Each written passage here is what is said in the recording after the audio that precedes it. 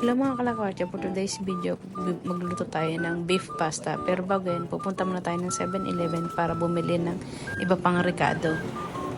And then, pipritohin natin yan ng kikiam.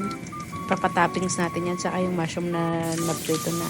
And then, yung beef, nakita lang natin yan sa loob ng rep. And then, yung sausage na bilhin natin sa 7-Eleven, hiwa-hiwain natin bago natin isasama dun sa beef. Wala na nga palang onion yan at saka garlic kasi may timpla na yung beef. Saka natin lalagay yung spaghetti sauce.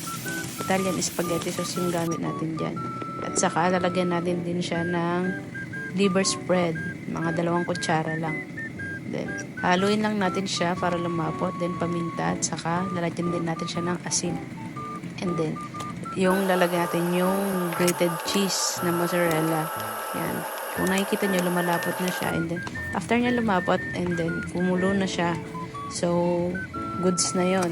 Then, saka natin maglalaga tayo ng pasta. Ayan na. Ang pasta natin, ipi-plating na natin. Pag plating natin, saka natin lalagay yung mga toppings natin. Yan. Ilagay natin siya ng maayos para magandang tignan.